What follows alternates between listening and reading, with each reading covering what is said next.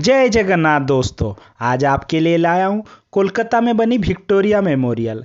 हम और मेरे माताजी को लेके गए थे घूमने के लिए, मगर उसका अंदर देख के हम हैरान हो गए। अभी मैं आपको दिखाता हूँ उसके अंदर में है क्या। ये तो बनाया गया था विक्टोरिया मैडम जी के नाम पे। अभी उसको जो वेस्ट बंगाल सरकार ने एक म्यूजियम बना दिया है। जो हमारे सुभाष चंद्र बोस जी थे, आज़ाद हिंद फौज बनाए थे, उसी के ऊपर आधारित ये अभी म्यूजियम के तरह बना दिया गया। हमारे नेताजी सुभाष चंद्र बोस जी ने कि वो अपना आज़ाद हिंद फौज कैसे कि बनाए थे और उस पर क्या क्या अस्त्र, क्या क्या ड्रेस यूज किए गए थे, वो सब अभी मैं आपको दिखाने वाला हूँ। जो जो चीज़ यूज किए थे उसको नीचे में हम उसके नाम लिख दिए हैं, आप देख सकते हैं दोस्तों।